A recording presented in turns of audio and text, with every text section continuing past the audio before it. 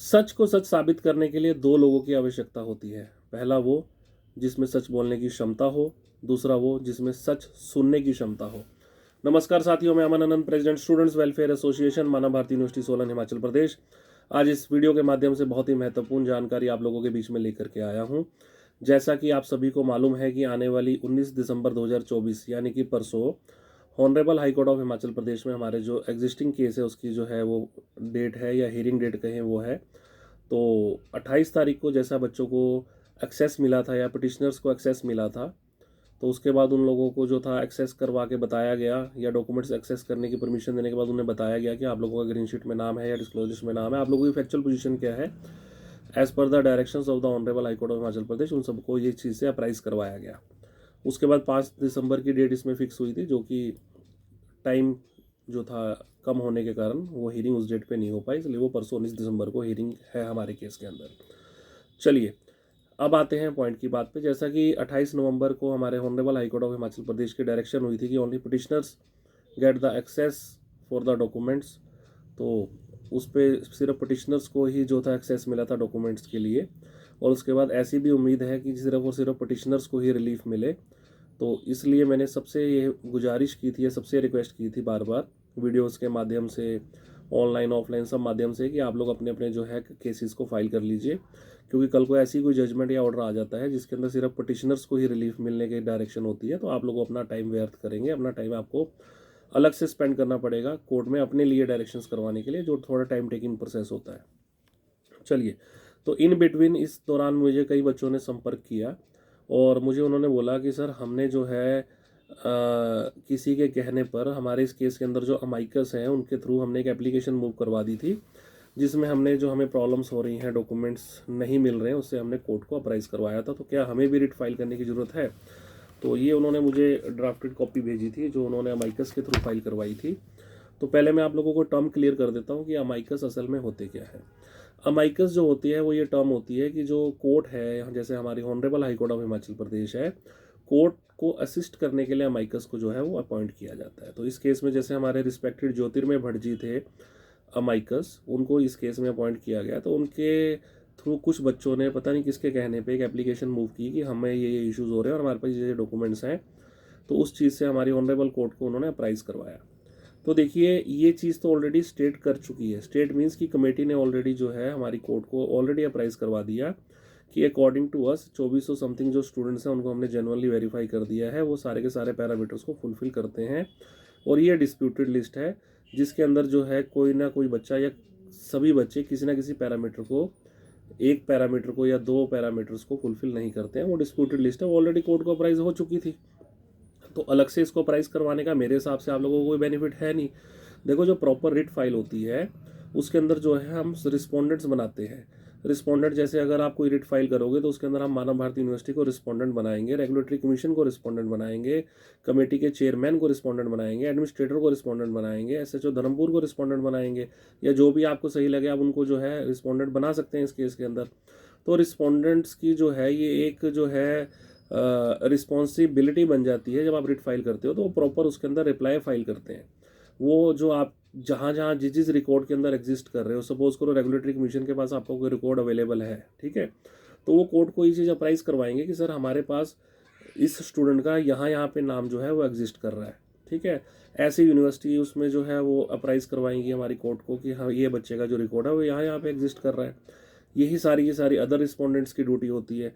तो अगर जैसे आप लोगों ने ये सिंपल एप्लीकेशन मूव करी है तो इसके अंदर कोई रिस्पोंडेंट्स के आपके पर्टिकुलर रिप्लाई तो आने नहीं है। ये चीज़ तो ऑलरेडी स्टेट ने अप्राइज करवाई रखी है कोर्ट को कि मोर देन 7000 जो स्टूडेंट है वो डिस्प्यूटेड लिस्ट में है, तो उस डिस्प्यूटेड लिस्ट में तो ऑलरेडी आपका नाम है।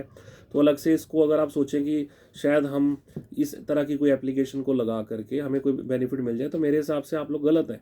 आप लोग अभी भी वक्त है, अपनी रिट पिटिशंस को फाइल कीजिए, केस अपना फाइल कीजिए।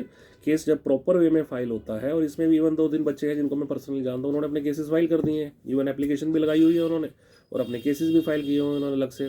तो आप लोग बिल्कुल भी किसी के कहने पर मिसलीड मत होइए। इस एप्लीकेशन का मेरे हिसाब से आप लोगों को कोई बेनिफिट नहीं है। अगर कोर्ट ये बोल देती है all the petitioner get the relief, तो इस एप्लीकेशन का आपको कोई बेनिफिट नहीं मिलेगा, क्योंकि ऑलरेडी ये चीज़ तो स्टेट ने अप्राइज की हुई है कि 7000 बच्चे हैं जी, ये उनकी लिस्ट है। कोई ग्रीन शीट में नहीं फॉल कर रहा, कोई डिस्क्लोजर लिस्ट में नहीं फॉल कर रहा, किसी का नाम मिसमैच है, किसी का रिजल्ट जो है वो ब्लैंक है, अलग अलग इश्यूज ऑलरेडी कमेटी ने प्राइस करवा रखे हैं। तो अगर आप अलग से भी इसको प्राइस करवा देंगे तो उसका तो कोई बेनिफिट मिलेगा नहीं ना, आपको डिफेंड तो लेना पड़ेगा कि सर ये मेरी रिस्पॉन्सिबिलिटी नहीं है ग्रीन शीट को बनाना, मेरी रिस्पॉन्सिबिलिटी नहीं है डिस्क्लोजर लिस्ट को फॉरवर्ड करना, ऐसे आपको डिफेंस तो लेना ही पड़ेगा। तो डिफेंस कैसे लोगे, विदाउट इट आप डिफेंस तो ले ही नहीं सकते। तो ये चीज़ उन स्टूडेंट्स के लिए है, या ये वीडियो उन स्टूडेंट्स के लिए है जिन्होंने इस एप्लीकेशन में, जो इस एप्लीकेशन का पार्ट थे, और जिन्हें ये लग रहा है कि हमें पिटीशन नहीं फाइल करनी पड़ेगी। अकॉर्डिंग टू मी, आप लोग अगर चाहे किसी से भी लीगल एडवाइस लेना तो आप लोग ले सकते हैं, बट अकॉर्डिंग टू मी बिल्कुल येस, आप लोगों को रिट डालनी पड़ेगी, बिकॉज इस लिस्ट का तो कोई बेनिफिट ही नहीं है। ऑलरेडी 7,000 बच्चों को तो स्टेट ने ऑलरेडी रिप्रेजेंट करवा रखा है, या कोर्ट को, हमारे ऑनरेबल कोर्ट को जो है उन्होंने ऑलरेडी जो है अप्राइज करवा रखा है कि ये बच्चे डिस्प्यूटेड लिस्ट में है। तो ये आप लोग बिल्कुल भी मिसलीड मत होइए, अपनी अपनी रिट को फाइल कीजिए। इस टाइप की एप्लीकेशन जिसने भी लगवाई है, जिसके कहने पे लगाई है, उसका आप लोगों को कोई बेनिफिट नहीं मिलने वाला जब तक आप लोग अपनी रिट नहीं फाइल करेंगे। अगर कोई डायरेक्शन ऐसी आ गई only petitioners get the relief, तो इस एप्लीकेशन का कहीं पे भी कोई भी स्टैंड नहीं होगा, ये मैं आपको क्लियर कर रहा हूँ। और बार बार अलग अलग टाइप से सोशल मीडिया के थ्रू, ऑनलाइन ऑफलाइन में सबसे कह रहा हूँ, बार बार निवेदन कर रहा हूँ, जो समय निकल गया वो वापस नहीं आएगा। आप लोग अपने पैर पे खुद कुल्हाड़ी मार रहे हैं। अपने पैर पे खुद कुल्हाड़ी मारने के मुहावरे का मतलब होता है कि आप लोग अपना नुकसान खुद कर रहे हैं। आज हम आप लोगों की हेल्प के लिए खड़े हैं, आज हम लोग आप लोगों की हेल्प कर रहे हैं, हमारे पास कंक्रीट एविडेंसेस है जिस तरह से आप लोगों को जो है वो रिलीफ मिल सकता है। ठीक है, बचपन से हम लोग एक चीज़ सीखते आ रहे हैं, जो एक संस्कृत का श्लोक था, आई थिंक हमने 6-7 में हमने जो स्टडी किया था, तो वो मुझे बार बार याद आता है कि काल करे सो आज कर, आज करे सो अब, पल में प्रलय होएगी बहुरी करेगा कब। ठीक है, तो जो आप लोग सोचते हैं कि काम हम कल करेंगे उसको आज करो, और जो सोचते हो कि आज करना है उसको अभी करो। तो अगर अभी नहीं करोगे तो प्रलय मीन्स कि वो टाइम निकल जाएगा, तो फिर करोगे कब। तो ऐसे ही ये टाइम आप लोगों का जो प्रीशियस टाइम है ब्रदर एंड सिस्टर्स, आप लोगों का प्रीशियस टाइम निकल रहा है। कई लोगों को ये ऐसी सोचना है, या कई लोगों को ऐसा मतलब मुझे कॉल करके मुझे पूछते हैं, या उनकी ऐसी सोच है कि सर हम बहती गंगा में हाथ धो लेंगे, रिलीफ मिलेगा तो सभी को मिलेगा। ठीक है, अगर एक बच्चे को रिलीफ मिलेगा तो मुझे भी मिल जाएगा, डिग्री मिलेगी तो सबको मिलेगी, उनके साथ ही हमें भी मिल जाएगी। ब्रदर एंड सिस्टर्स, अगर ऐसी बात होती तो 28 तारीख को भी वो फिर कॉमन ऑर्डर हो जाता कि सब बच्चे चले जाओ अपना रिकॉर्ड एक्सेस कर लो। तब किसी ने ये बात क्यों नहीं सोची या अपने दिमाग में बिठाई कि हमारी honourable high court of Himachal Pradesh, माननीय उच्चतम न्यायालय हिमाचल प्रदेश ने सिर्फ ये डायरेक्शन क्यों दी कि सिर्फ पिटिशनर्स जाके अपना रिकॉर्ड देखेंगे। तो अगर आपकी सोच अगर ऐसी होती है, या आपकी जो सोच है अगर वो सही है या ऐसी सही हो सकती है, तो हमारी जो रिस्पेक्टेड कोर्ट है वो सबको भी एक्सेस देते हैं कि सारे बच्चे जाके चेक कर लो। ऐसा कुछ नहीं होता, अपनी लीगल फाइट को खुद फाइट करना पड़ता है। हर एक बच्चे के, हर एक स्टूडेंट्स के इशू अलग अलग हैं।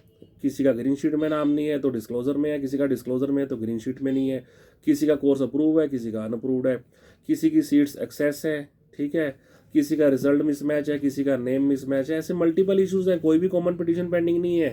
ठीक है ना, कोई भी कॉमन पिटीशन पेंडिंग नहीं है जिसमें सारे के सारे personal step by step issues को जो है वो कोर्ट को अप्राइज करवाया गया हो। जितनी भी पिटीशंस है सब लोगों ने अपने अपने इश्यूज को अप्राइज करवाया और उनको रिलीफ मिल गया। तो आप लोग क्या करेंगे? तो ऐसी जो आप लोगों ने अपनी मानसिकता बना ली है, मन में एक जो आपने बात बिठा ली है कि इनको मिलेगी तो हमें भी मिल जाएगी, ऐसा मेरे हिसाब से अगर ऐसी कोई डायरेक्शन आ गई कि only petitioners get the relief, या पिटिशनर्स के डॉक्यूमेंट मिल रहे हैं या उनको डॉक्यूमेंट्स दे दो, तो ये कंडीशन सभी स्टूडेंट्स के ऊपर एप्लीकेबल नहीं होगी।